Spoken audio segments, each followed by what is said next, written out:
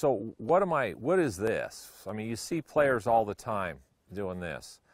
We even used to talk to Jack about his club toss 101, which is as he walked up to the ball, as he walked up, he'd toss the club up. Okay, so what is that all about? Well, the first skill, or one of the first skills we have to learn, is what's called this pivoting of the club.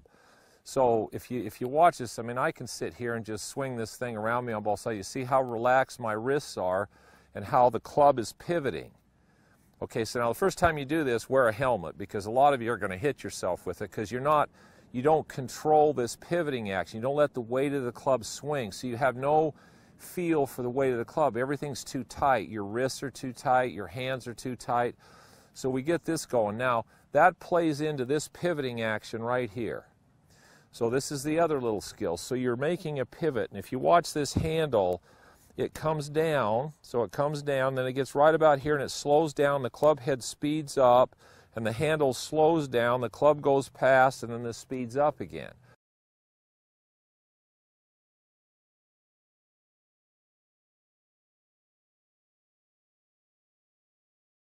That's a pivot, that's a lever.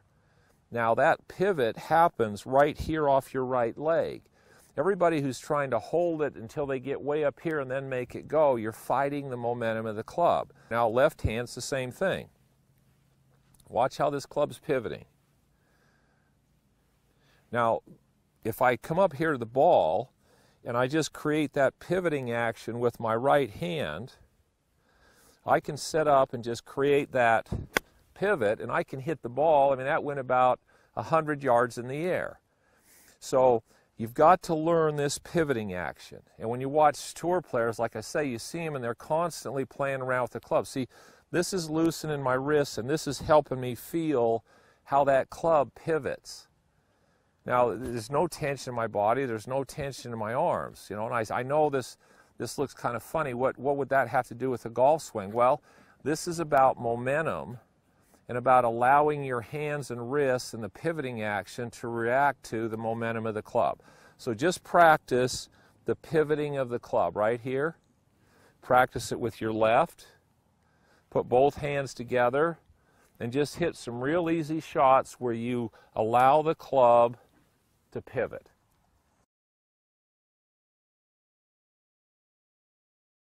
So again, all I'm really doing is I'm just letting the club pivot, and then my body's going to move along with it.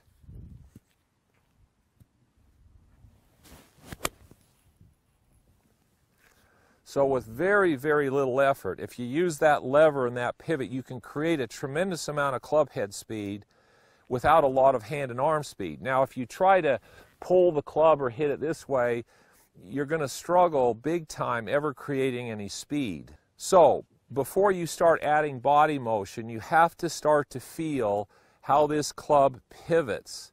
And you got to feel this motion. So then when you add body motion and you get pivot at the right time, now you've got a lot of speed.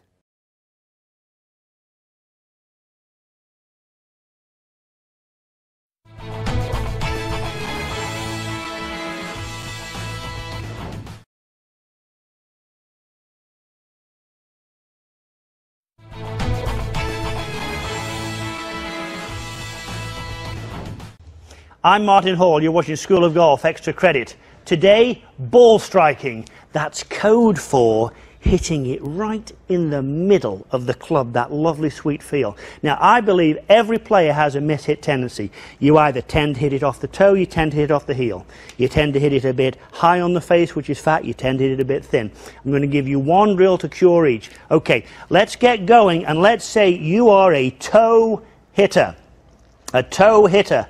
That is me. A toe hitter means that on the downswing, inadvertently, you somehow shrink the orbit of the golf swing. So the club comes in too close to your feet. What's the best drill I know to do that, to fix it?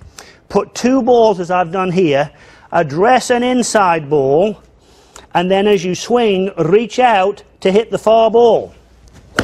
Now, you may not hit the ball solid, that's not the point, but you will get in the feeling of reaching a bit more for it. That will absolutely cure that toed shot. Guess what? If you're a heel hitter, I'm going to give you the absolute polar opposite medicine. If you're a heel hitter, it means you're someone who stretches too much when you hit the ball. Well, I'm going to take that away from you. I'm going to make you shrink your orbit on the downswing. Here we go. This time I'm going to start on the outside ball, and as you come down you've got to hit the inside ball. Now truthfully this is a little easier to hit the ball in the middle of the club, so start on the outside ball and hit the inside ball. Now the only reason the simulator didn't work there is because I'd got too much clutter down there. What if you are a fat hitter, someone who takes great big dirty deep rotten divots? Here's a drill for you. Take the most lofted wood you've got. I've got a rescue club here, it's a 21 degree actually, and stick it on a very high tee. Nothing to do with how you'd hit a rescue club, but if you take a shallow face club and put it on a very high tee, you're going to have to sweep this away. You can't chop down at this. You might even want to try and leave that tee in the ground actually. So this is a great way to practice if you want to get rid of the fat shot. That leaves us with one shot. And that's if you're hitting the ball thin. It probably means when you're hitting the ball thin, you're not quite hitting down enough into the ground. Very simple drill. Each one of these drills, nice and simple. I've taken a towel. I'm going to put it just a little bit behind the ball, a few inches behind the ball, probably 3 inches behind the ball, and I'm going to make sure I hit down into the ground, but without hitting the towel. So I've got to go down into the ground without hitting the towel. Here we go. And that's going to get me down into the ground and get rid of that thin shot. So 4 drills to get rid of miss hits off the toe, miss hits off the heel, miss hits fat, miss hits thin. You've got one of them and you know which one it is, so take the right medicine.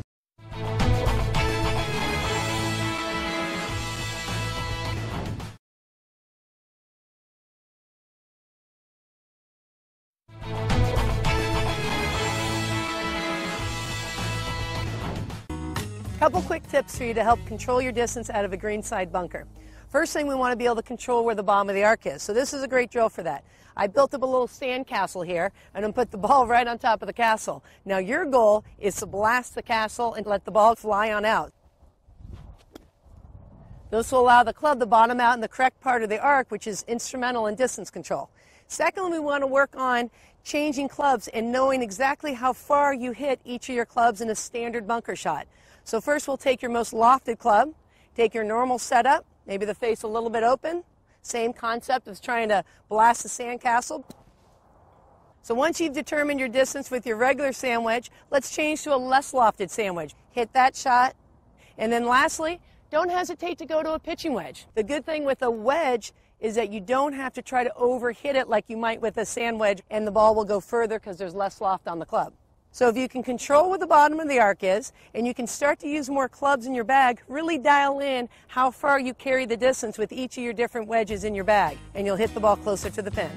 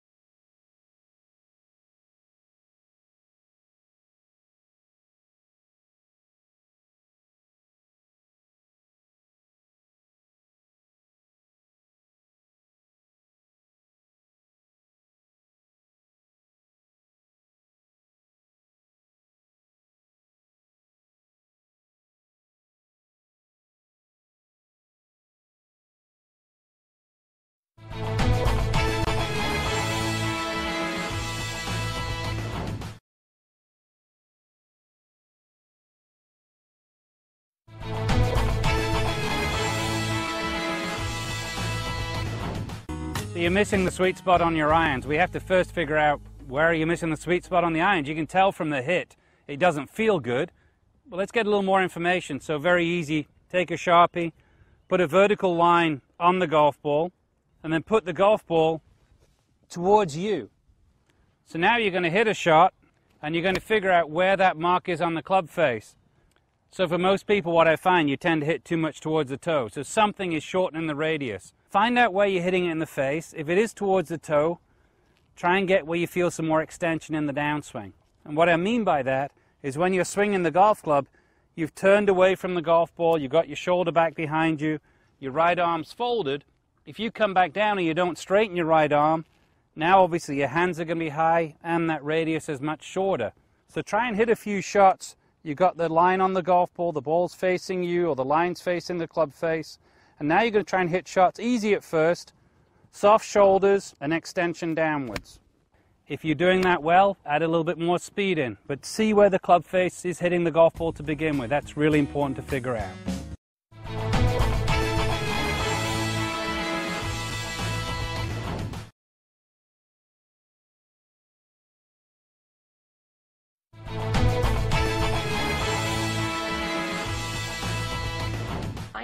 Golf at Ridgemont Country Club in Rochester, New York. So we brought you down. Maybe it's a little warmer in Orlando. Yeah, it is. Thanks for being with us. It was the 50s yesterday, so we were getting ready for snow again. Well, and you're going to help us hit it more squarely on the club face. This is a common complaint I hear a lot of people talk about. So what's the first step that you tell your players when trying to address this issue? Well, the first thing we want to do is we want to assess where they're at. They may not be able to aim the club face properly, or they may not be able to hit a shot in the air. So we want to get real data on them. So one way that we do that is we actually take a marked ball. I pre-marked a couple of golf balls today with a little dot on the golf ball. And what we want to do is we actually want to take that dot and we want to place it on the ground and face it towards the club face. Okay. So that we can see where their club face is. And so I'll perform a few shots that we might see on the range while we're doing an assessment.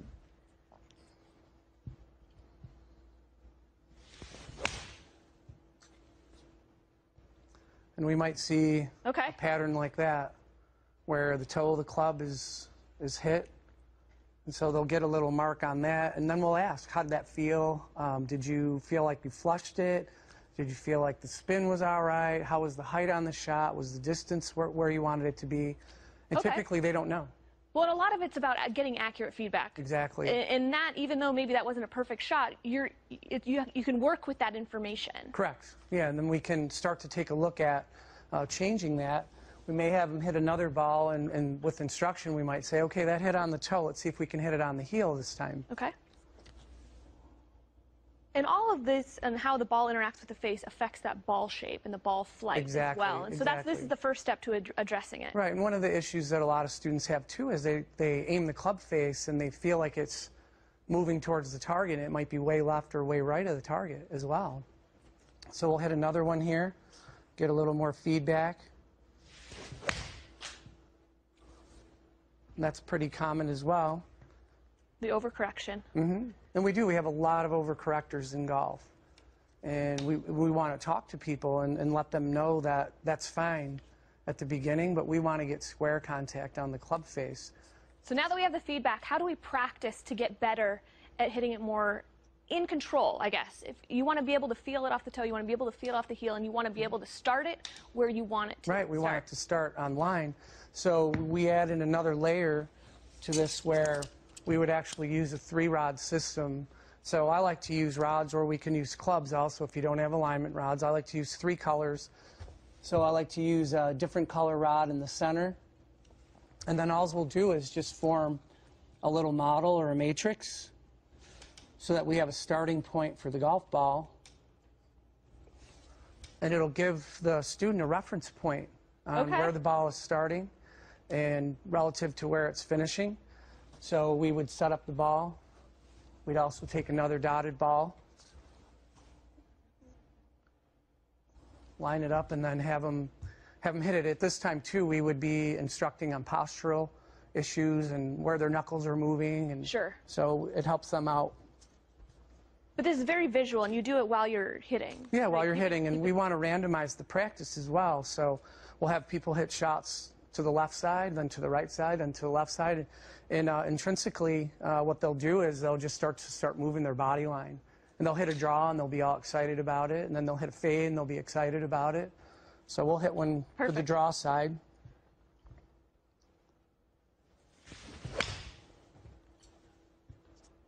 I like what you said about randomized practice. I think that's a key point for the viewers at home, is that you don't want to be hitting the same shot over Correct. and over and over Yeah, again. and that's not a round of golf. There's a place for block practice, and block practice would be when you're working on positional golf. You're working on one thing, one shot, and you just hit it over and over and over again. That's typically what we see on the range. My academy is a little bit different. We randomize our practice. We play games, and inside of this game, or what we're doing is we're actually creating a round of golf on the grounds of the practice tee. I think that's the best way to practice. I appreciate you being in. Thanks, Brian, Thanks for so all that much. instruction. We are looking forward to hearing from you later this week, and we'll be posting new tips with Brian all week long on Golf Channel Academy Facebook and Twitter pages. And to book a lesson with Brian or to find a coach near you, go to golfchannelacademy.com.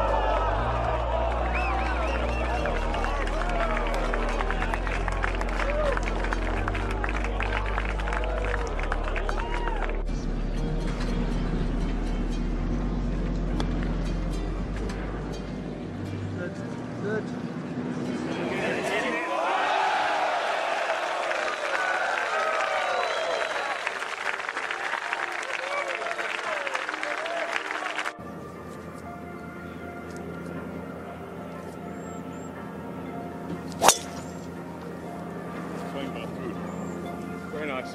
Stay right there. Stay right there. Yeah. Sit right there. Whoa. All right, you come back.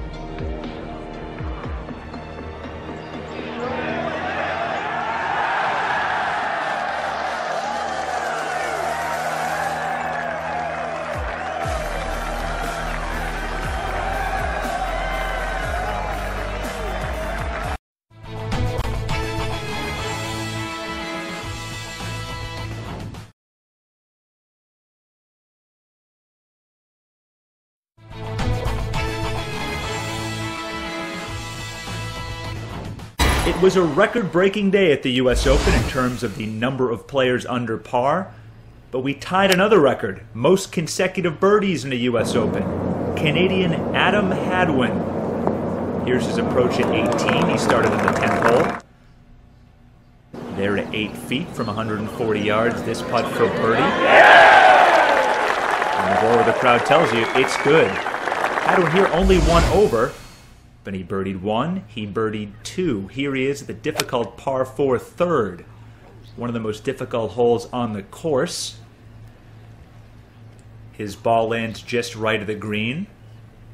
The record for consecutive birdies is 6. George Burns and Andy Dillard. Hadwin. And yes! What a chip on the third hole, his fourth consecutive birdie there. The record in sight.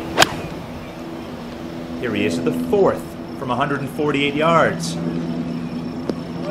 Won't need a wedge here to within 5 feet.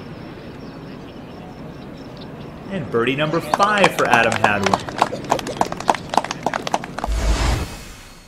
And now the par 4 fifth. After another beautiful drive from 182 yards to within inches and almost in for Adam Hadwin. 6 consecutive birdies, ties a U.S. Open record in his 4 under 68 today in the opening round.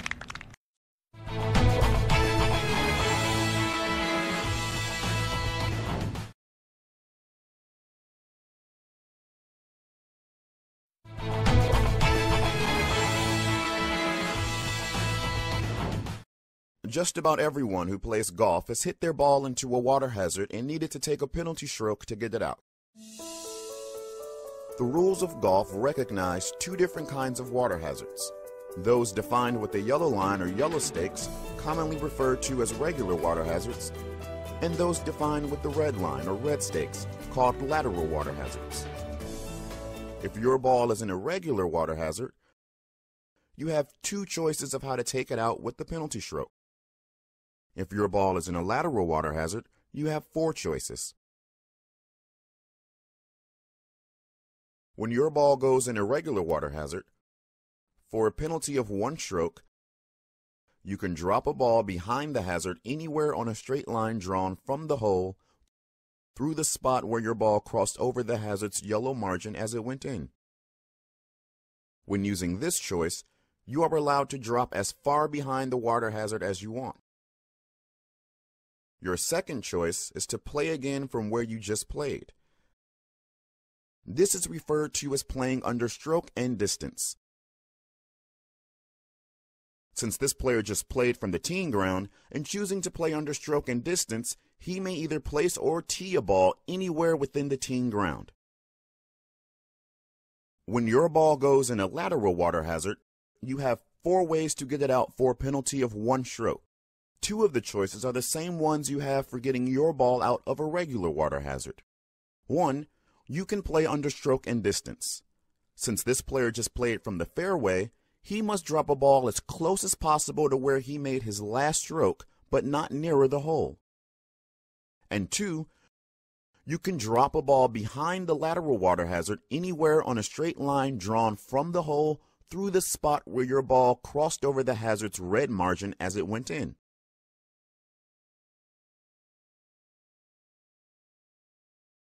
The third choice is the one players most frequently use.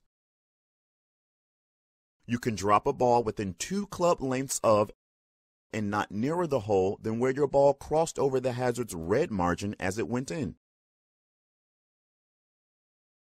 Your fourth choice is to find a spot the same distance from the hole as where your ball crossed over the hazard's red margin that is on the opposite side of the hazard and drop a ball within 2 club lengths of that spot not nearer the hole.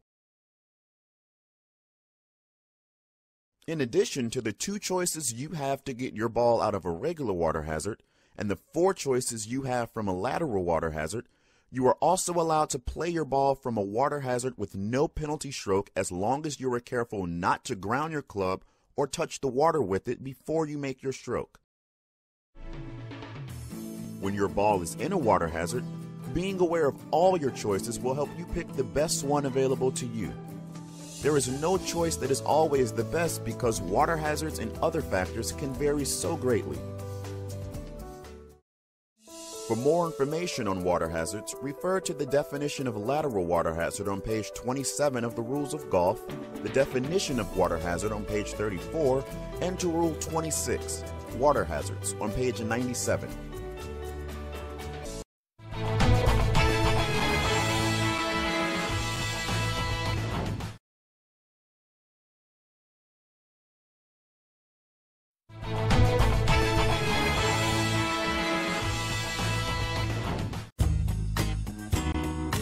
So here you are. You're just a couple feet off the green. You'd love to use your putter, but unfortunately you're not going to be able to putt it through this long rough. Unfortunately, because you are in the rough right here, you can't use your normal chip shot either. So what I want you to do is make two simple adjustments. Number one, you're going to put the ball more forward. The reason why is we've got to carry the ball over this fringe and over this rough. The second thing I want you to do is I want you to hinge the wrist just a little bit. And when you hinge the wrist just a little bit, it's going to cause the club to go down into the ground.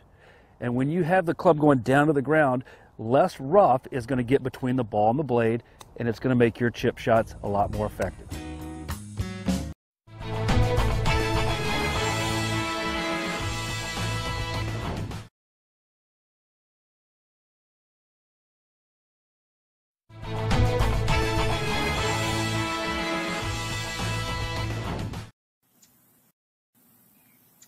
Hi, my name is Skip Small. I'm the head rules official for the Future Collegiate World Tour. And today we're going to talk about taking relief, your options for taking relief for a ball that's on a lateral water hazard. And if you have a rule book, that'd be under Rule 26. The margin of a lateral hazard is usually defined by a red line on the ground and identified by red stakes. If your ball is in a lateral hazard, you can always play it if you can. But if you can't, and which is most cases you can't because it's probably in the water, you have four options. Your first option is you can always go back to where you last played from and put a ball into play from there and under penalty of stroke and distance.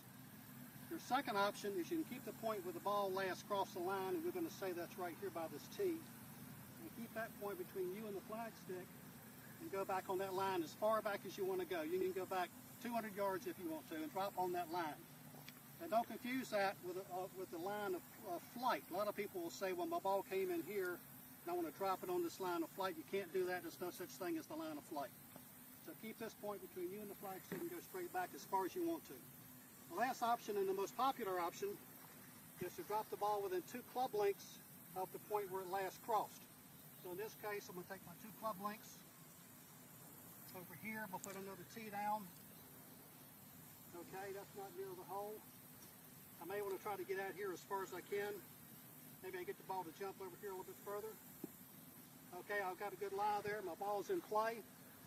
The other part of this option is if the opposite margin equidistance side of this lateral hazard had been in play, I could have dropped on the other side equidistance from the hole from this point right here and dropped over there within 2 club lengths. Very useful option, especially if you have a tree or something in your way on this side. So always consider that when you're taking this option here, if it's possible, and take that option.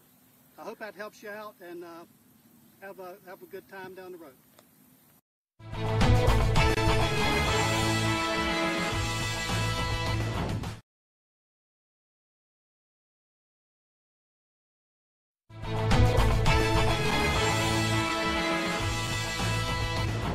Is there any reason, not that I cared that much about distance, but shouldn't I be able to approach 150 with a 7-iron? You will. If I hit it right? That went pretty close to 150. I thought it did too. No, it did. So we're going to go hinge. Handle and the club head go back together, club breaks up, and then you hit the ball. Okay. So hinge the club up first, only the club head. Handle and the club go back together and hit the ball. That's fine. Now, I want you to kind of start out hitting some balls easy like that, because when you do that, you won't take the club inside. Okay. That's a good way to, like, just warm up, huh? I mean, before you go play and everything, yeah, just to get the feel. Now, okay. For about 6 months, okay.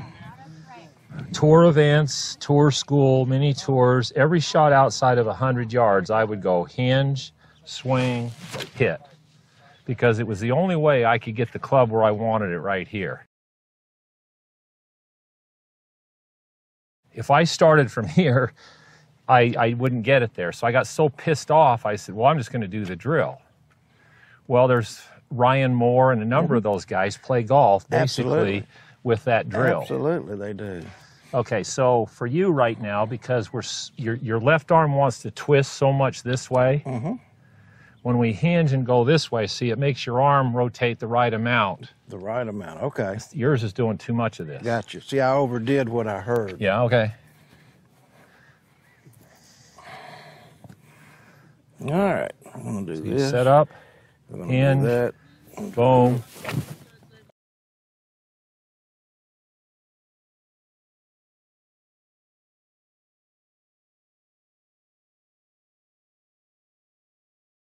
Now here becomes the downside. You go, God, if I go out and play like that, my buddies are going to go, what the? How much did you pay for that lesson? What's interesting is there's a lot of tour players that play that way. They really don't care what anybody says. They care about how good they hit it. All that's doing for you is it delays the momentum of the club head so it doesn't get behind your hand, so it start helping you to do this. Oh, and it feels so easy and fluid. You know? Will. Okay. That's step one. Okay.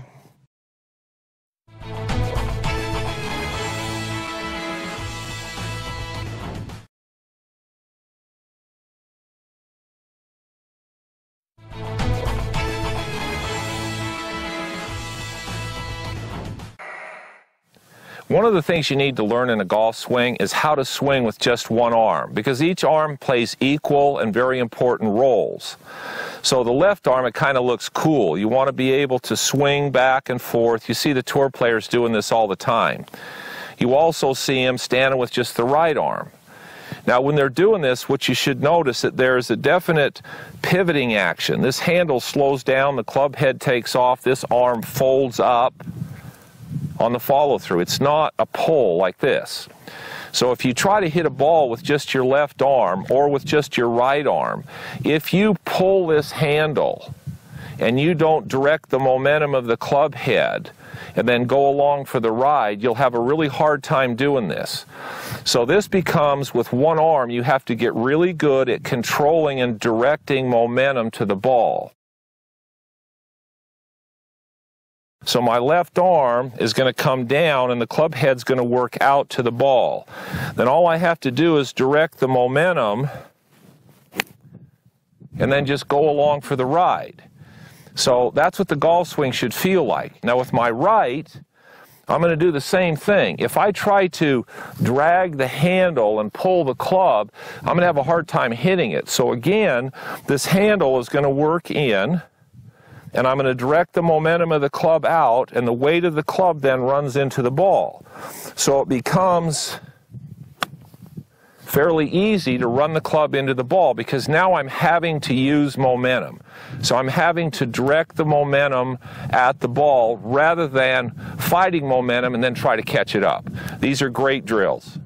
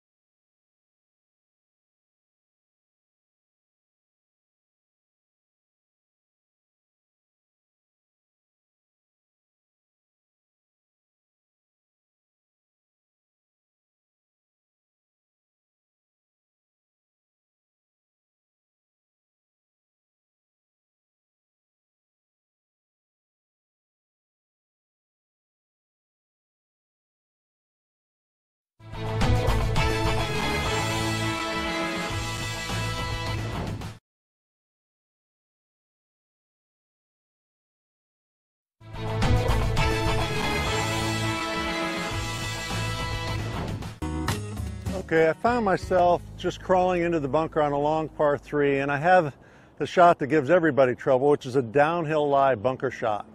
There are a couple keys here and things to remember to execute, and one would be the ball position. A lot of people on a downslope intuitively kind of move the ball back, but in a bunker shot you can't do that because the ball goes low. It's tough to hit it far enough to get over the far lip. So tip 1, make sure that ball stays forward. I like up off the left heel. With the ball that far forward and the face open, I have to lean out in front of the ball to create angle, which means to get that club descending more than it would, so that it's matching the slope. So once you set up properly, you just want to make a normal bunker swing, but make sure you give it plenty of energy, because when it goes low like this, it's hard to hit it far enough. So create the angle, splash the sand. Should sound like that, and hopefully these downhill lies, if you incorporate these keys, won't give you too much trouble.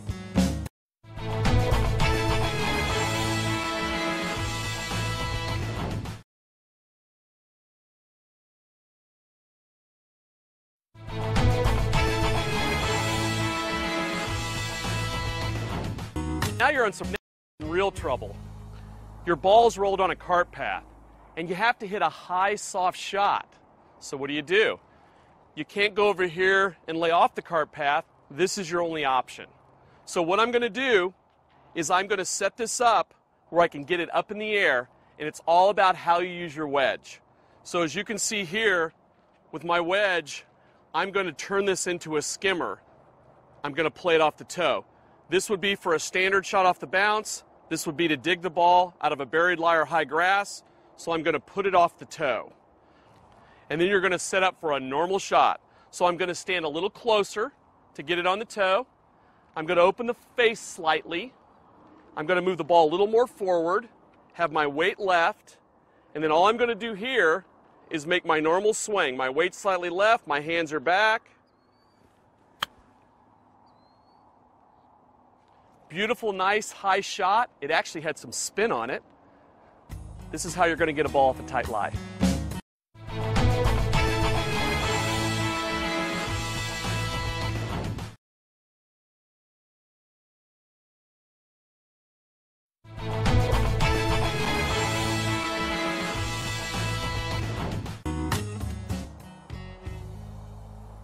I don't have to tell you what's going on here. A couple things you have to remember before you do this. Number one, I'm going to get good footing. Usually what happens is people slip on this back one. So my back foot, I've got to make sure that it's stable. Then from here, I'm going to open the face slightly. It's very similar to a sand shot. And then I'm going to make a big swing. Now, since it is in water, I'm trying to throw the water out of here, so it's a really big swing. I'll show you.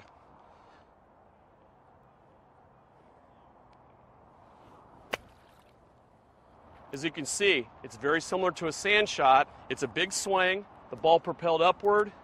You can get up and down around a green if you're in the water.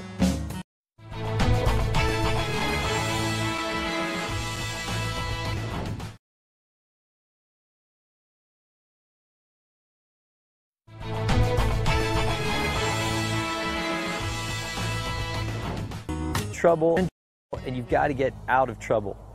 You got a really small window that you can hit out of, just about 6 feet. Make sure before you hit the shot that you can remove loose impediments around the golf ball. The club that you want to use is a 7-iron for this one, the right amount of launch and loft that's going to get you through that window. How do you hit it straight? Make sure your grip is right. Take it in your right hand and swing. If the club feels like it's closing, your right hand grip's too strong, it's going to go left. If your grip's too weak and you swing it, you'll feel the face open. Keep swinging till you feel that square release. Make sure you hit down on the golf ball, divot in front of it, and focus on the window, not the trees. Commit to those steps, get out of trouble, get back in play.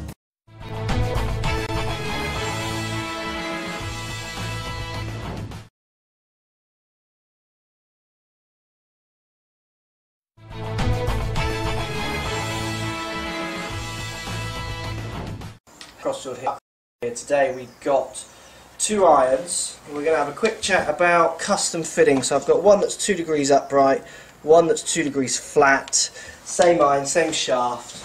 We're going to hit some shots with them. Let me just show you what happens if you've got clubs that aren't made to your measurements.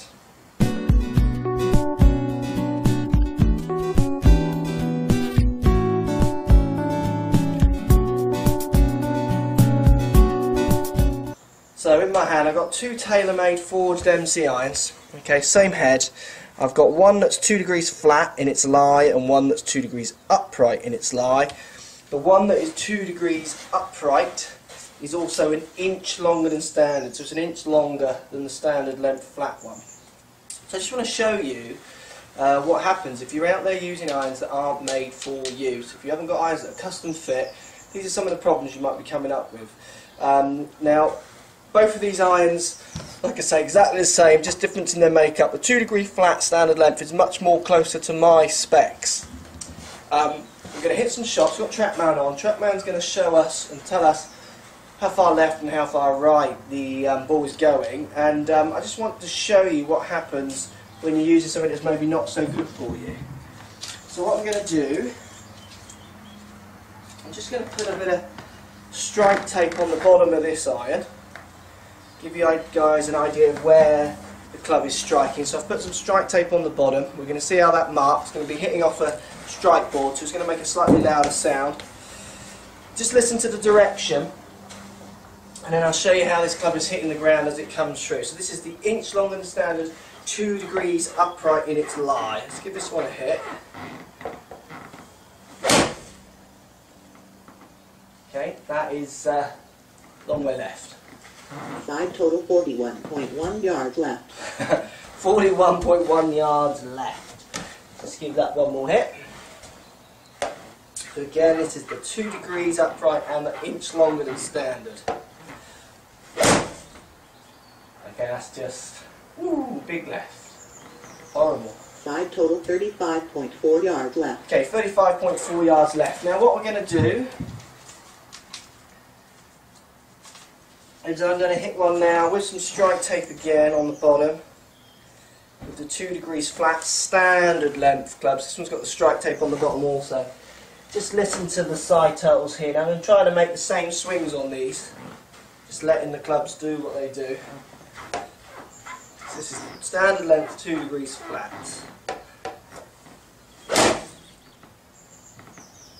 Okay, not a bad hit, fraction left. Side total 11.5 yards left. So 11.5 yards left. Let's give it one more hit.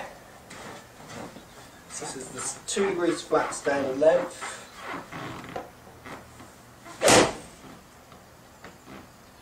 Okay, that's pretty much on it.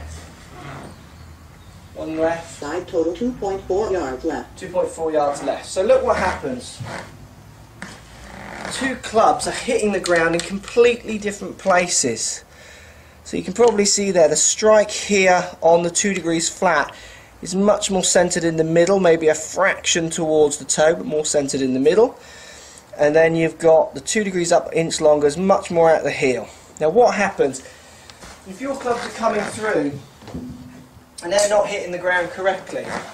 You're going to be hitting offline shots no matter how good a swing you make, because the club just isn't designed to be hitting the ground not flat on the ground. So let me give you an idea here. Look. So this is the 2 degrees upright one. If this club hits flat on the ground, you can see that kind of wand at the end of this club shoots right at the camera. As soon as I start just picking the toe up in the air, you can see how the club face starts shooting off to the left. That's not me twisting the face. That's literally just a case of picking the toe up in the air is doing that. So what happens? That club is hitting far too toe end or heel down as it comes through. That instantly makes the club face point further left. If I catch the ground anywhere slightly early, what happens is that flips the club again, and it gets like a double left basically, which ends up going 40 yards off target. So this club is too long for me and it's too upright. Now obviously this is quite an extreme just for the demonstration. If you're a degree out or so, the results aren't going to be as obvious as that, but obviously still a degree out will make a difference over a period of time, over a period of shot. So look, if you're looking to get irons, you want to improve your golf, you want to play the best golf you can, you've got to think about getting your irons custom fit by someone who knows what they're on about, with a decent launch monitor that can give you some decent data to get you to understand why your clubs are hitting in a particular way. Because sometimes you can get clubs which are perfect physical lengths for someone, but your swing path will dictate the way these scrapes come out at the bottom. So it won't always be that the club is not set up to your physical measurements as such, is that your swing will be dictating how the club is hitting on the ground. So you need to be getting custom fit by a pro who knows what they're on about, maybe can shoot some video at your swing so they can show you what your swing faults are. Then you can choose to make an educated decision of what irons suit you best. So look, this is a little quick video about custom fitting. This isn't about the head sizes and the shafts and all those things. That's another day, another story. This is more about length of shaft and lie angle. So this lie angle here, if this angle isn't correct, golf is going to be harder, and golf is hard enough as it is already. Look guys, hope that helps. Hope that gives you an idea of what custom fitting is kind of about. Any comments, post below. You've been custom fit before and you loved it. Tell us, let us know what you think. You've been custom fit before and you thought you got a real deal. Let me know, I'd be interested to hear. Thanks for watching.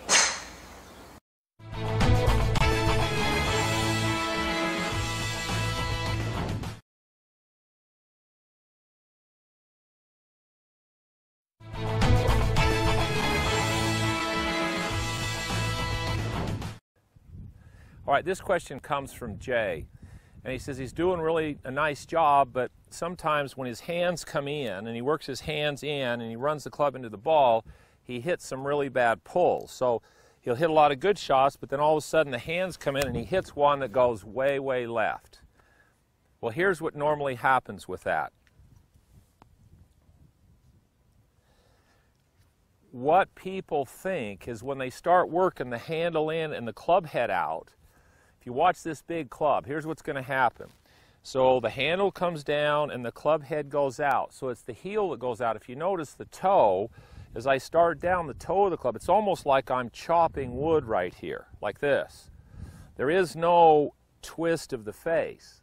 So if my hands come down and instead of the heel going out, if my hands come down and I turn the toe of the club out, now when it runs into the ball, what's going to happen? Well, the ball's going to go way left. So it's the fact that rather than having handle up here, handle coming down, and the heel of the club working out this way, you start turning the face down. So that turns into a pull occasionally. So you just got to work the face a little better.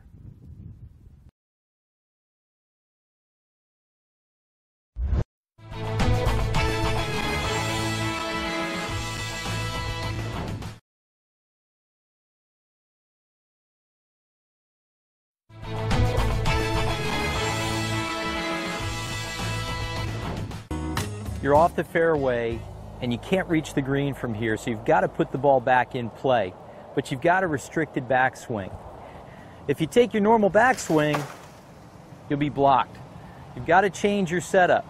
I've got a lofted club here because I'm going to de-loft it with my setup by setting more weight forward and even my chest forward too. When I take the club back, I'm only going to use my wrists and arms to hinge the golf club so I miss what's behind me. I want to make sure that I commit to the shot, stay down, and hit down on the golf ball. So keep that pressure forward and weight forward, hinge it.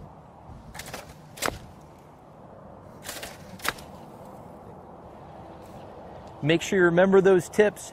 You'll get out of trouble with the restricted backswing. Put it back in play.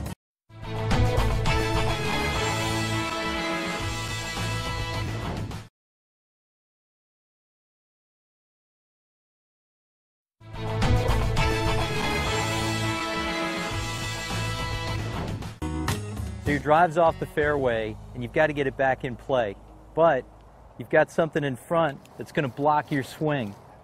In this case, I've got a tree, but it could be a branch, anything that's going to stop your swing.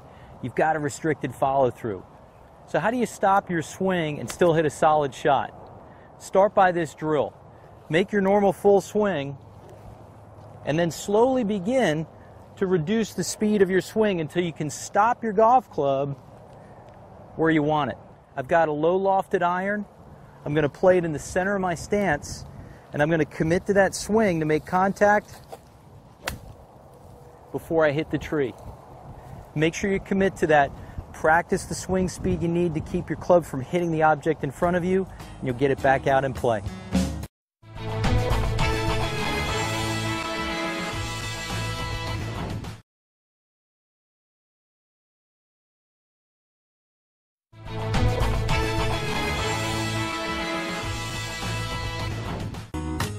You have just hit a beautiful shot. There's one problem. We've got a tree here. The hole's right there, so what do? If you watch the pros on TV, you'll see them looking at the ball. They'll walk around over here. They'll go like this. They'll turn the club upside down. But what they all end up doing, and what you should do, is just stand next to it, put your hands ahead of the ball, which is behind your body, get set up. Now you can kind of take a look at where you're going to go, and then all you're going to do from here is swing your arm back and through and drop it on the ball. Your lower body has to stay really still for this to work. Just go back and through. As you can see, the ball advances toward the target, your body's still, and you're back in the game. Remember this the next time you're next to a tree.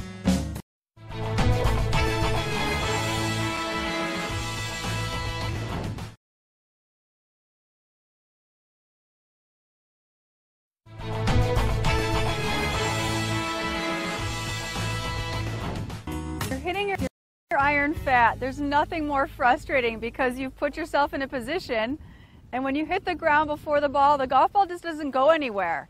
Understand, if you crowd your club, if you stand too close, when your arms extend on the downswing, the club is going to hit the ground before the ball. So what I want you to check is that you're in good golf posture, where you're bent forward from your hips and my chest is forward where my arms can hang. I want to make sure I have about an open hands distance in between my thighs and the end of the club. And just that little simple adjustment mid-round can get rid of hitting the golf ball fat. So good posture, my little in-round check. So give yourself enough room to make a swing and stop hitting the ball fat.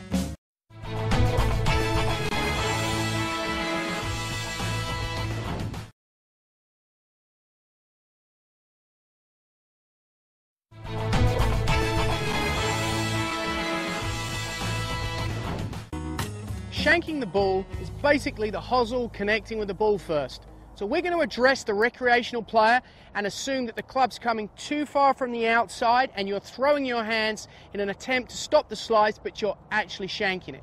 So it's very simple. All we're going to do is we're going to set up with a slightly closed stance. That then allows us to deliver the club more from the inside because we're assuming you're coming from the outside and throwing your hands, leading with the hosel and shanking it. So from here, we've got a little closed stance. The ball is just a little back, and then our focus is going to be to get the club to come more from the inside. So here we go. We're going to get set up. We'll go ahead and hit one. So, ball a little bit back, closed stance, club delivered from the inside close to you. Now you'll be able to get center face contact and eliminate that outside across shank.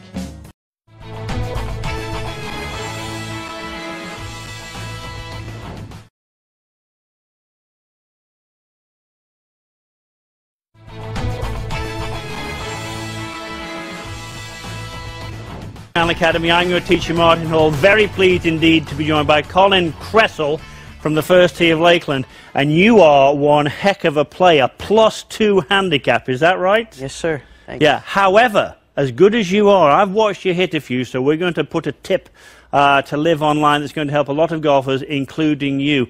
You tend to, well, tell me where you tend to get the club at the top of your swing. I tend to cross the line at the top, or target line. What does cross the line mean? Just show me cross the line, and then we're going to give you the fix.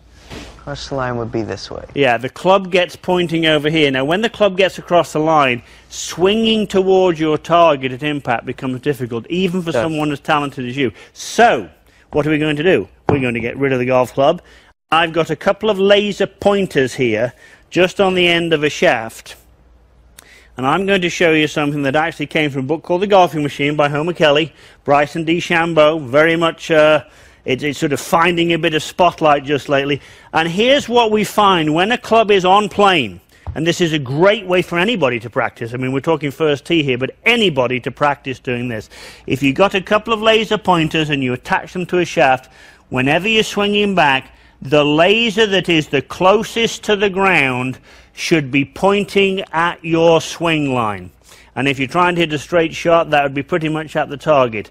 And so when you finish the backswing, and this is where it's particularly important for you, Colin, as you finish the backswing, that laser's pointing at the line. Now when you do that, you can feel the weight of the club head on that right index finger. If you'll actually just let go of the hands. Before we started this segment, I actually put a spot on Colin's hand. I think you can probably, if you can zoom in here, there we go. I shall look at it with the pointer pen. You see right there, you see it right there? There's a spot there on the right index finger. And if we just go back to the laser here, that's where you would want to feel the weight of the club head as you finish the backswing.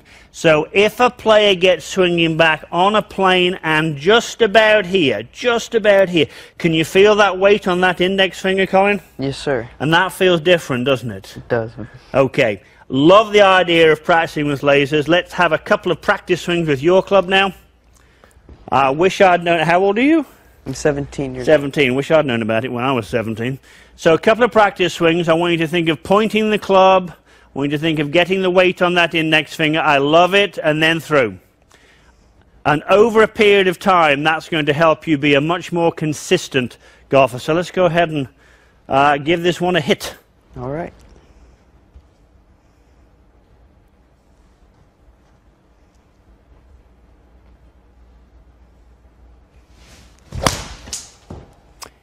Well, that seems to have it online there, Colin Cresswell. Beautiful golf shot. You've got a beautiful golf swing. I'm going to be looking forward to reading your name in the papers in the future.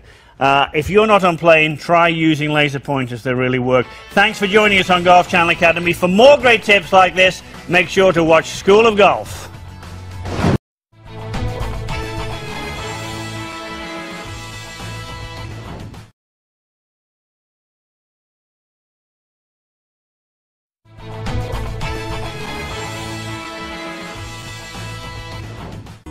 When you're hooking the irons, there's a couple things going on.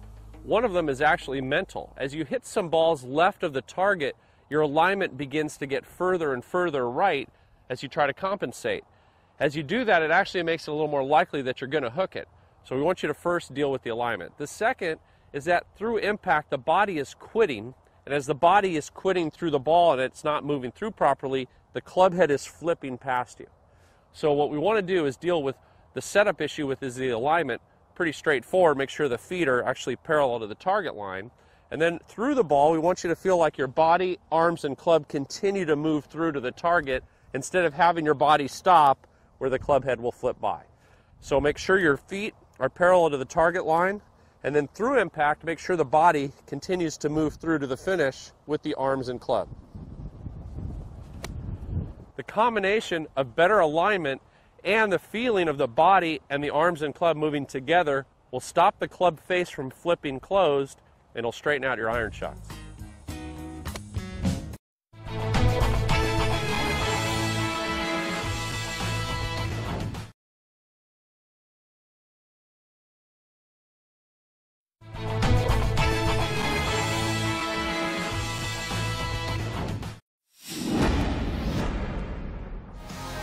One hop it, land it on the fringe, just let it release. It was well done.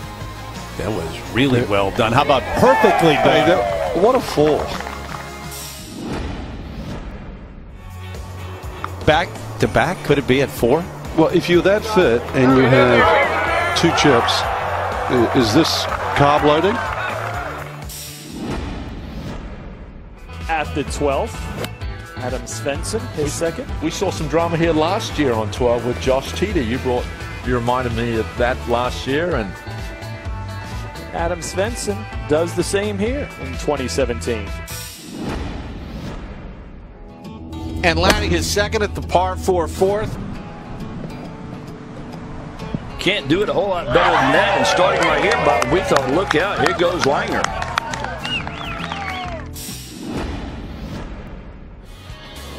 third shot for Wee Kim, forced to lay up off the tee. This from 118 yards. And that's our fourth eagle of the day.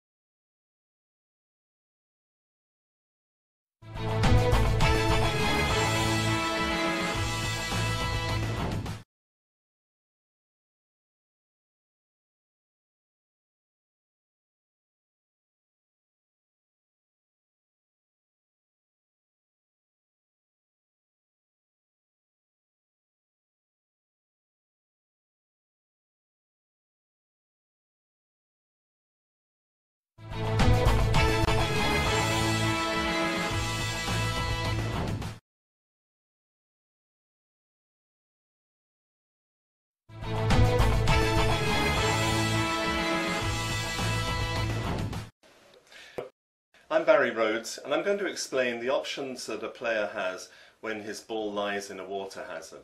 This is covered under Rule 26-1, Relief for Ball in Water Hazard. To help me, I have my whiteboard set up. The teeing ground is here, the green in the middle, there's a water hazard on the near side of the green, and another water hazard on the far side of the green, and this is the flag stick. Okay, I'm going to go through three different situations here. The first one is when the player plays their ball straight into the water on the near side of the green. The second one is when they play their ball onto the green, but it comes back, spins back into the water. And the third one is where they play their ball through the green and into the water hazard on the far side. The first thing to remember is that a player is entitled to play their ball from within the margins of a water hazard without any penalty. Now, in most cases, it would be impractical to do so because the ball might be lying in the water. However, if the ball is lying just outside the water but within the margin, which is denoted by yellow stakes or yellow lines, then they can play their ball without penalty, but you must remember not to ground your club in those circumstances. If you ground your club inside a water hazard, it's a penalty of 2 strokes. The second option they have is to play again from the teeing ground. So they would be playing their third stroke. The first one into the water, the penalty stroke, and then they're playing their third stroke from the teeing ground. And they can tee up their ball again from the teeing ground. In most cases, though, players will want to go down nearer to the water to play their third stroke, having taken the penalty for taking relief from the water. Now, where do they drop their ball? This is the point that most players get wrong. In the first scenario, the ball was played, it was sliced badly, and it went into the water, entering the water here. This is the point where it last crossed the margin of the hazard, and it's this point which is the reference point for the line that they have to drop their ball on for relief. The line goes from the flag stick through where the ball last crossed the margin of the hazard, and you can go back as far as you like along that line. So if you want to play a full shot in with a, let's say, a pitching wedge, you might want to play from here rather than up close to the water. The second scenario is when a player played their ball, it bounced on the green here, but spun back into the water, last crossing the margin at that point there. So it crossed the margin twice. Here was the first time, but this was the last time, and therefore that's the reference point that you take for the line of drop. Once again, it's through the flagstick, through where the ball last crossed the margin, and anywhere on that line there. The third scenario is where the player plays right across the green. It runs into the water on the far side, last crossing the margin of the water hazard at that point. So it's crossed once, twice, and then third, but this is the last time that it crossed the margin of a water hazard. And therefore the line of relief is from the flagstick through that line and anywhere on a line going back as far as you like. So I hope that you've learned something from those three options. It's something that players get wrong more often than not. If you follow this, then at least you won't be penalised unnecessarily. This is Barry Rhodes for Andy Brown of GolfSwingSecretsRevealed.com, wishing you good golfing and play by the rules.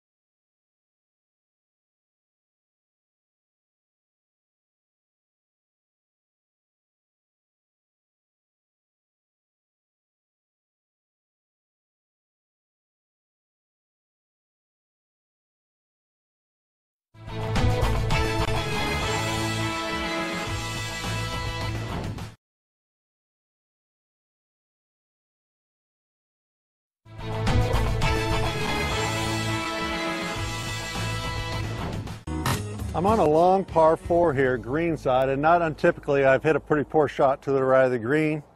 I have the ball sitting down in rough, and I am short-sided with the green way above me. I basically got to hit a short-sided flop. What to do? How do I execute? Obviously you're going to need the face open, the ball just slightly forward so that we can get a lot of loft on the club, and then to keep the loft, you need to make sure that the club passes my stable lower body, and you can see the club face is pointing right to the sky. What's the typical mistake? Well, anytime I'm releasing the club this way, I can't afford to tilt. I can't afford to shift my legs and lean back, because if I do, I'm going to blade it across the green. So, stable lower body, open club face, a lot of loft on the club, let that club pass, nice quiet knees.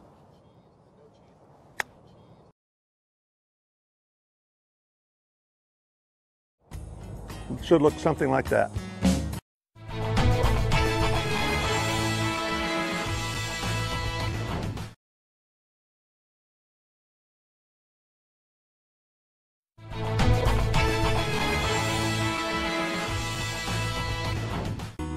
If you feel like you're striking the ball pretty well, but you're seeing a loss of distance, here's two things that we see commonly happen that'll cause that. The first is all the tension in through your arms and all the way down into your hands. Where we're strangling this golf club, our grip pressure just gets too tight.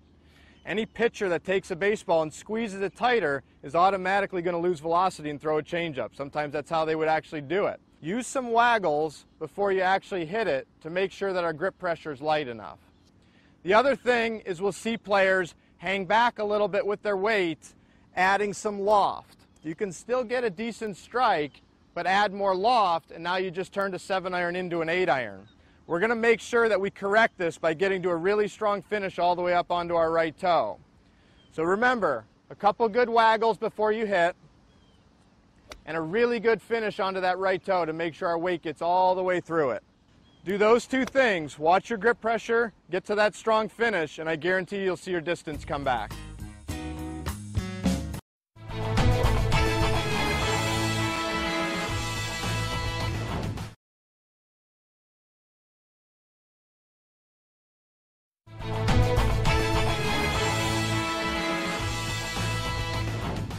Your iron hitting solid, and yet you're pushing them off to the right a little bit.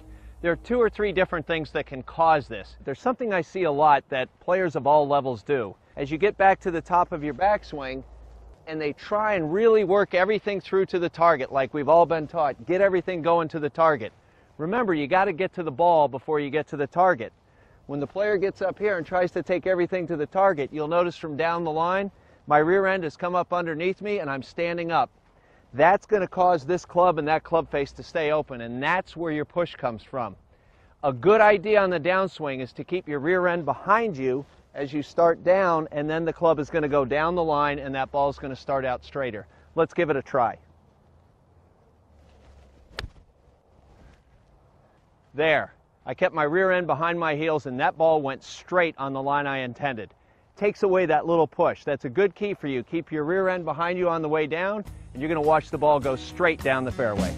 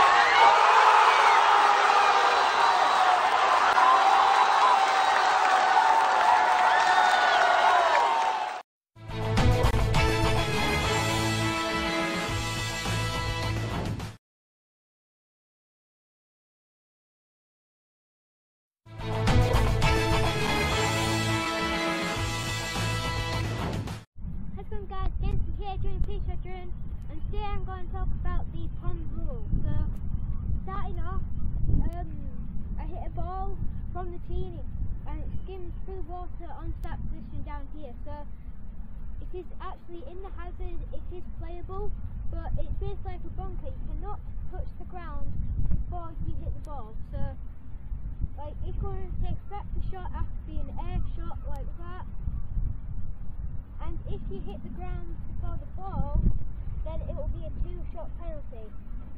I'm going to hit this ball up next to the pin.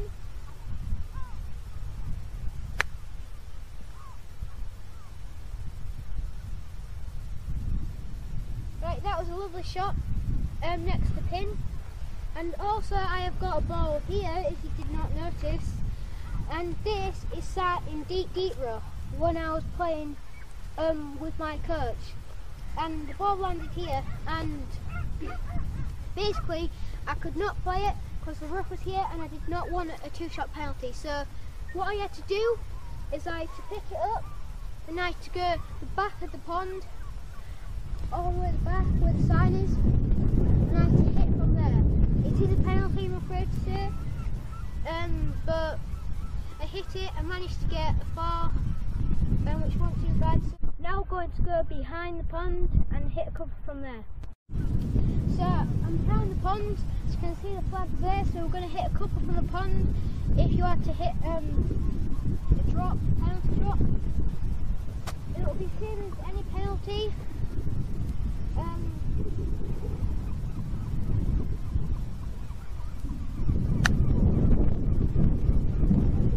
And also, if you do not want to come behind the pond, you can actually go back to the tee, but I wouldn't go back to the tee, I would go behind the pond because you can steal a little chip.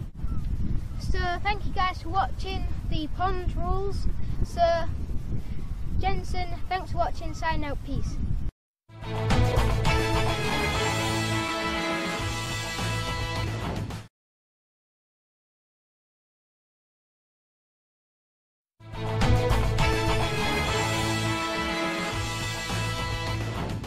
Milo Lines. I grew up right here in Arizona, in Chandler, Arizona. And I met Mike, I think for the first time playing golf actually in Utah in a professional section event up there. I've played with Mike in a few section events. We play in the 4-ball, the Southwest Section 4-ball championship every year together, and it's a lot of fun. Mike's a great player. I think Mike selected me to play with because I'm pretty good. The strengths of my game are probably tee to green. I drive it long and usually straight. My weakness has been putting. So, you know, like most guys who didn't make the tour. One of the most common questions I'm asked is, how do I hit the ball so far? And the response I give is always the same. I make the club go fast. And by the club, I mean the head of the club. Most people don't understand how to make that end of the club go fast. They try to make this end go fast, and in doing so, that end actually doesn't go very fast, okay? So one of the most common things I see is people trying to make the club go fast, but in doing that, the handle of the club gets way too out in front, and the face in turn is wide open, so now the ball is going to go nowhere near where they're aiming, okay?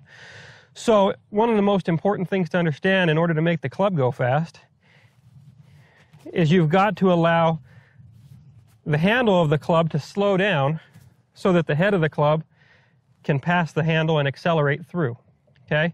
So one of my favorite drills for teaching people how to do this is one-handed golf shots. So if you take the club in one hand, most of us aren't strong enough to manhandle it and muscle it around, so you're going to swing it. And you can see when I swing that club that it pivots right here in front of me. And that's how I get the club to accelerate through. I can sit here and hit one-handed shots with my 7-iron about 150 yards. That doesn't take strength because I'm not that strong with one hand. I'm just using the momentum of it to generate speed.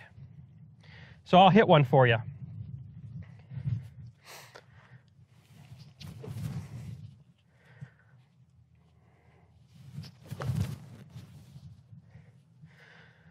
Okay, so if you struggle to make speed, make some one-handed swings and feel how you use the momentum of the club to generate more speed.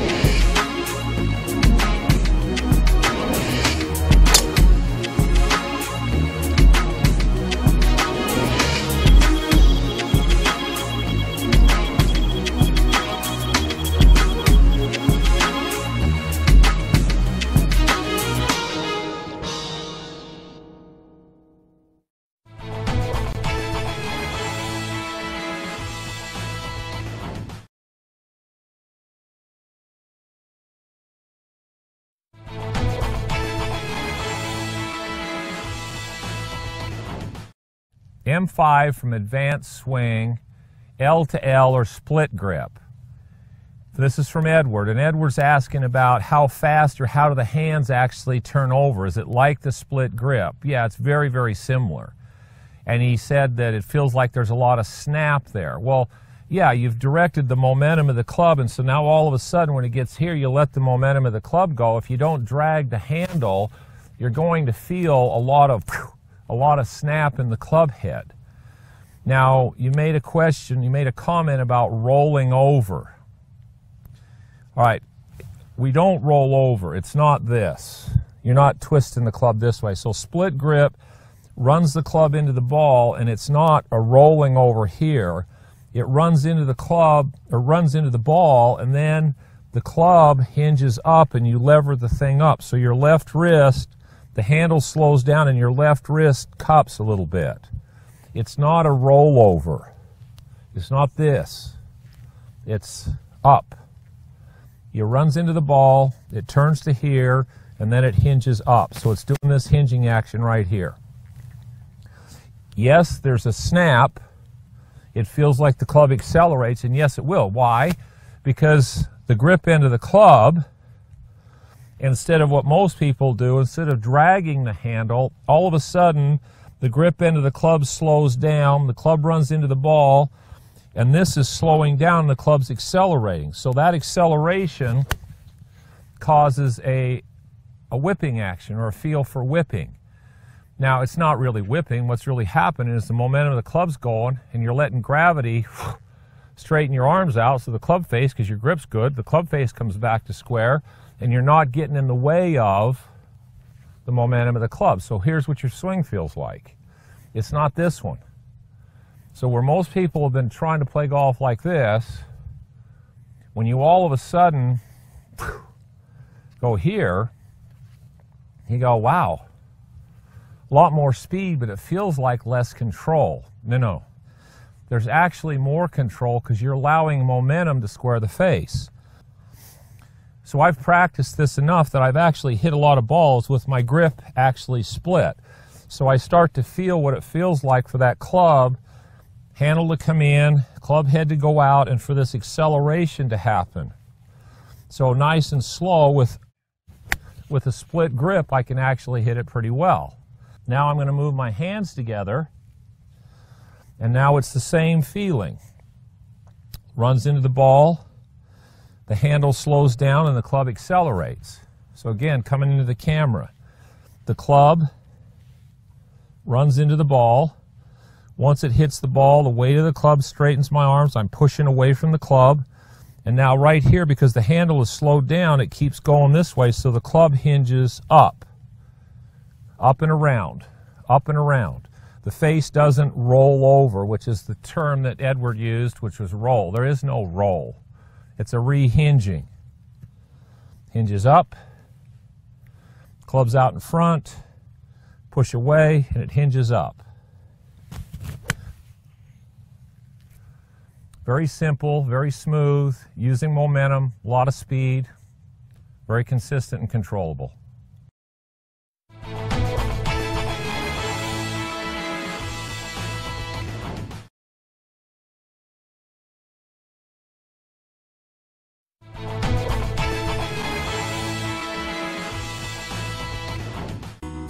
Whenever you tend to slice your irons, what you're going to find is it's usually caused from some sort of disconnection. Now, what do I mean by that? Well, disconnection is basically when the body's doing one thing and the arms are doing the other. What you'll tend to find is sometimes when you come down, the pivot tends to stall, the left arm bleeds off the body, the chicken wing ensues, and the blade stays open. So what do you need to do? Well, I want you to feel, is this armpit stay tight?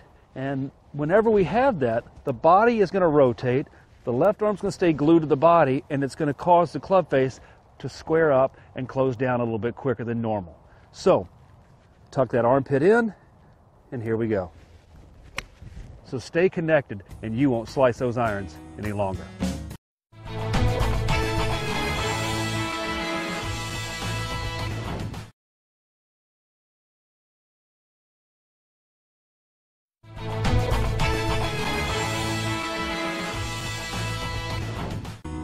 So you're hitting too many thin iron shots. A thin iron shot is caused from the bottom of the arc being too far behind the ball. And what's happening is that club is actually coming in and it catches the middle part of the ball. It's a shallow swing as you're coming into it. That club path may even be swinging too much out to the right, and you can see if this is neutral, if I tilt this hula hoop, it's now moved the bottom of the arc well behind the ball. So to fix this, we might need to do some things in your swing, but we can certainly address your setup. Narrow your stance up, make sure your shoulders are a little more level, head centered over the ball so that when you turn, you stay very centered on your turn. We don't want you drifting off the ball that would cause that swing to come too much from the inside. Secondly, in your path, remember, we tend to be swinging maybe a little more into out or slightly up on the ball. It wouldn't hurt to feel like you're swinging a little more over to your left, to almost feel like you can move the club and brush the grass out in front of the ball. Another reason we tend to see is this left arm is pulling, that's leaving that club head too far behind. So again, let's get that club head matching up. Get the bottom of the arc more back right in front. Feel like you're going to move that divot in front of the ball. Work on these things, you'll eliminate those thin iron shots, and you'll start hitting the ball solidly.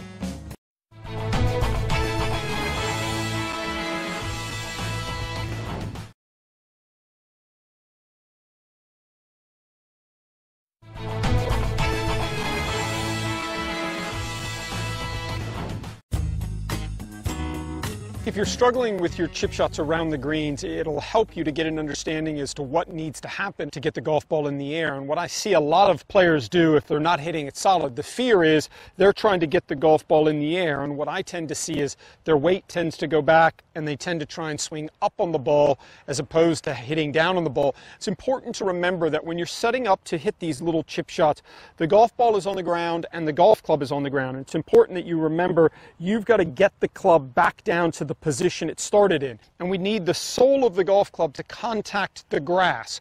That's going to allow you to use the bounce, and it's also going to allow you to keep your speed going in the golf swing.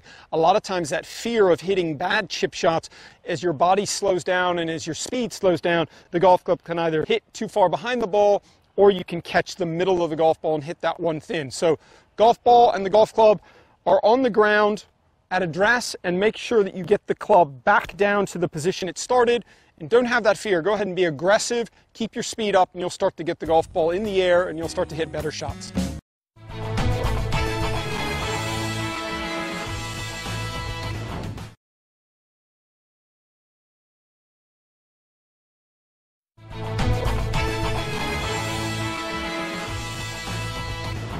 All water hazards at the hideaway are marked as red lateral water hazards.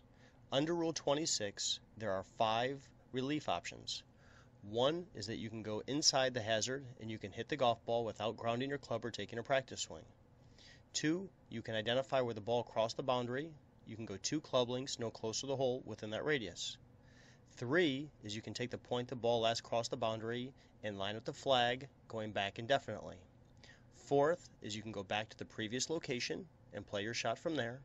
And the 5th is what's called equidistance, as you can find on the other side of the water hazard, no close to the hole, the closest point of relief. Lateral water hazards are marked by red stakes.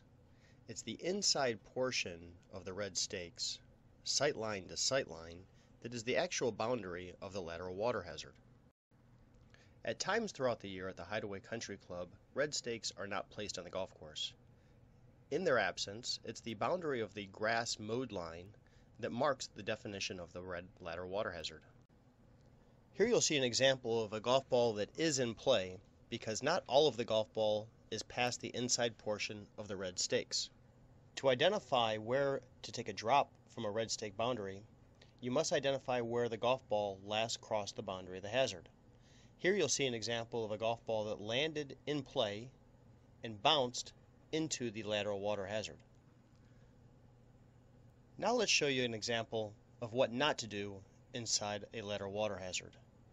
First, you may not touch anything on the ground. You may not move any rocks, you may not touch any grass, and you may not improve your lie. Obviously here, all of these things are being done and this is not allowed. You may also not ground your club, including taking a practice swing. You may not take a practice swing and touch the ground in the lateral water hazard. All of these things that you're seeing are not allowed to be done in a lateral water hazard. Remember, the boundaries of the lateral water hazard is not the water itself. It's the boundary of the red stakes. Now let's take a look at the proper way to take relief. The ball has entered the water hazard. You need to identify where the ball last crossed the boundary of the hazard. Then you place a T or a marker to mark that location. From there, you want to make sure that you can drop no closer to the hole. You'll see that arms spread out standing next to the marker is a good way to determine where you may go without going closer to the hole. From the point the ball last crossed the boundary of the hazard, you can take up to 2 club lengths within that radius, no closer to the hole relief. You can see I've used a driver to do this. You can mark 2 club lengths and then put another tee. So now you know the area in which to drop. Once you drop from shoulder height and the ball comes to rest within the radius of the 2 tees or 2 club lengths, now your ball is in play. Now you may proceed and play your next shot. Remember that you will receive a 1-stroke penalty because you've taken relief from a lateral water hazard.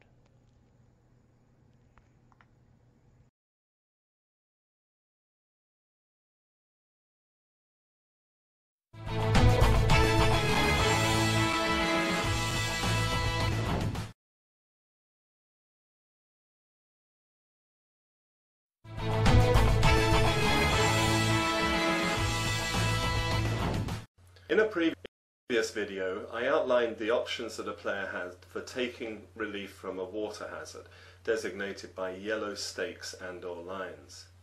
Now I'm going to explain 2 additional options that a player has if their ball lies within the margins of a lateral water hazard, which are designated by red stakes and/or lines. But what is a lateral water hazard? It's a water hazard, or that part of a water hazard, so situated that it isn't possible, or the committee deems that it would be impracticable, to drop a ball behind the water hazard in accordance with Rule 26(1)(b). So in my par 3 layout here, I have a lateral water hazard that borders the course. So the boundary of the course is the other side of the water hazard, and therefore it has to be designated as a lateral water hazard, because it's not possible for a player to drop a ball on a line from the flag stick through where their ball crosses the margin of the hazard, because they would be off the course. If we take an example of a player that slices his ball into the water, and we'll assume that the ball is deep in the water, the ball can't be played. So the player has 2 options. He can play his 3rd stroke, having taken the penalty of 1 stroke, from the teeing ground towards the green. Or he can go down to where his ball last crossed the margin of the lateral water hazard and drop a ball within 2 club lengths of that point, not nearer the hole. We're assuming here that the magnet is a diameter of 2 club lengths. So the player can drop a ball anywhere within 2 club lengths of where his ball last crossed the margin, not nearer the hole. If we go to the other side of the course, we can see that there's a lateral water hazard, or a ditch, running the length of the hole. And in this case, if the player plays his tee shot and crosses the margin at this point here, he can play out of the ditch providing he doesn't ground his club. But if he decides that that's not practical, he can't drop a ball from the flagstick through the point where it crossed here, because that line would be into this forest of trees that I've identified here. So the best option for him is probably going to be to drop a ball within 2 club lengths, not nearer the hole, of the point where his ball last crossed the margin of the hazard. And he has one further option in this case, in that he may go over to the other side of the lateral water hazard, taking a point that's equidistant from the flagstick from this point where his ball last crossed the margin. So he can drop a ball within 2 club lengths of this point, which is equidistant from the flagstick. So remember, Rule 26-1 gives you 2 options for taking relief from a water hazard and 2 additional options for taking relief from a lateral water hazard. I'm Barry Rhodes for Andy Brown and GolfSwingSecretsRevealed.com.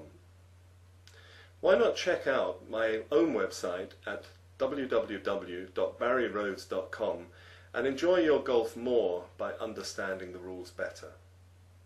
Cheerio.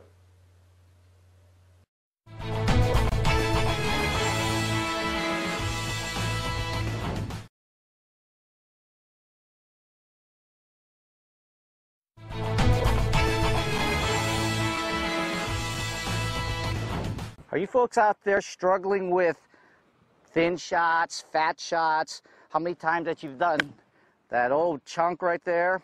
Well, probably the majority of it has to do with your grip pressure. In other words, your grip pressure is changing and fluctuating as you're coming from the top of the swing all the way down, which can cause either a fat or thin or top shot. Here's a great visual that we use to demonstrate constant grip pressure. Then you have a tube of toothpaste. Take the cap off. Make that golf swing here without any of the toothpaste coming out of the tube. Okay. Now, if you can maintain that feel, you're going to see a lot more crisper shots and less fat or thinner top ones. Here's what can happen if you don't. You're going to make a mess. So, make sure your grip pressure remains constant from the start to the back, all the way through the hitting area for crisper and nicer golf shots.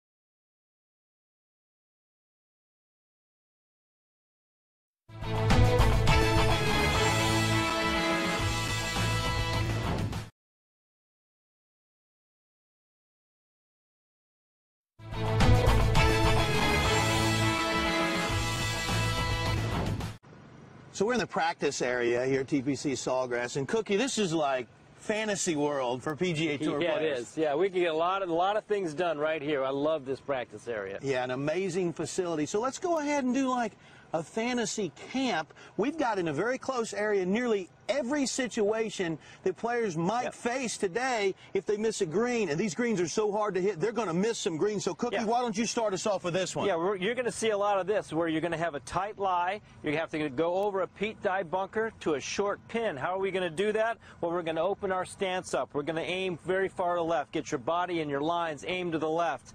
I'm going to get the face wide open. Use the bounce. So you're going to have to figure out where the bottom of your swing is. Where is the bottom of my swing?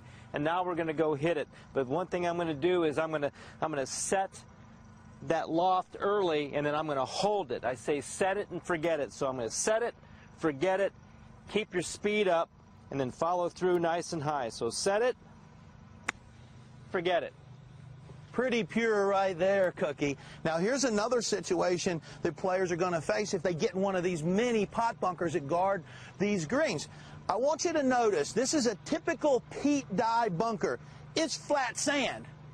If you miss a green on a normal golf course, you got a little bit of sand that's on an angle that helps you elevate the ball. In a peat dye bunker, you've got to provide the elevation. So how do you do that?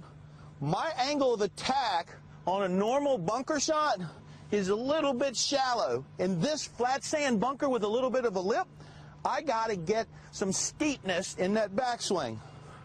So normal angle of attack might be here. Pete Dye is going to be a little more here. Definitely gets the ball up a lot quicker. Cookie, what you got for me over there? You know, you're not going to have fairway lies all the time, so you're going to find yourself in some rough. Same type of thing as off that tight lie. I'm going to get my body face to the left. All my lines are going to be going to the left. The club face is going to be aiming at my target. I'm going to set this club again, and I'm going to forget about the loft, but I want to make sure that my hands are nice and light on the grip, and at the top, when I finish my backswing, I want my left shoulder pointing down at the ball. That's going to help keep the club going through the grass, and then keep your speed up. Set it, keep your speed up. That'll work just fine right there. Okay, Cookie, another situation the players are going to be faced with. Tightly mown area. You got 20 or 30 feet to the edge of the green.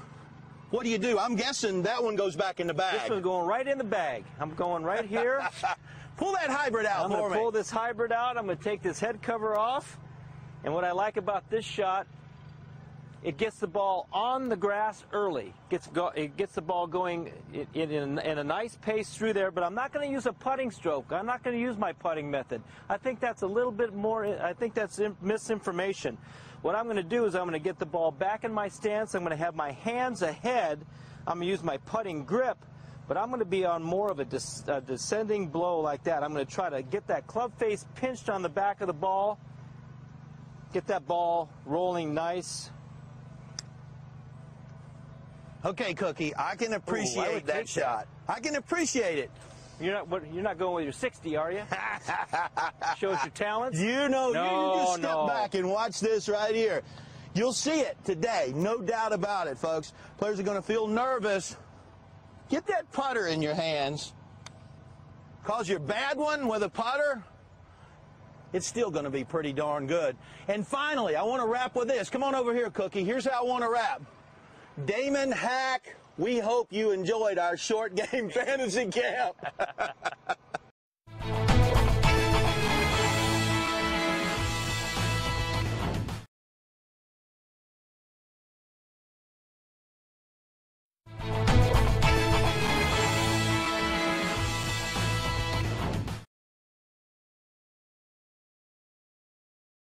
Hi, Steve McMillan with the Kansas City Golf Association, and welcome to Rules Talk.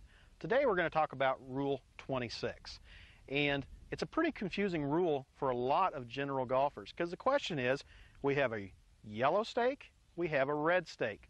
What does it really mean? Well, let's start off with the yellow stake. With yellow, it means you are in a water hazard, and with a water hazard, you have three options. The first option is, and I always like to joke about this, you can put your scuba gear on and you can go into the water hazard and you can hit your ball out. That's option number one. It's not going to cost you any penalty. The second option is you can always go back to where you hit your last shot from, under stroke and distance. It's a one-stroke penalty plus the penalty of losing your distance. The third and final option under a yellow is you have to determine where did your ball last cross the margin of the hazard. Then that is your reference point. So here I have crossed at this point right here. I have to use this as my reference point and keep that reference point between myself and where the hole is cut, and then I can go back as far as I want. So I'll walk back a little ways, keeping this spot between myself and the hole. I now can go back as far as I want. Now remember, you can go back as far as you want. So think about where you're going to best play your shot from. By going back further, maybe I could be in the fairway, or maybe I'm going to be in some shorter grass. So find that best spot for you, and then, once again, hold the ball directly in front of you, drop the ball. The ball is now in play. Now, with the red stake, your ball is now in a lateral water hazard, and you have 5 options with a lateral water hazard. The same 3 that you had under a regular water hazard, plus the 2 additional. So let's review those again. Option number 1, you can play the ball out of the hazard without penalty. Option number 2, you can go under stroke and distance back to where you played your previous stroke from. Option 3, keeping the reference point where the ball last crossed the margin of the hazard, keep that between you and the hole and go back as far as you want.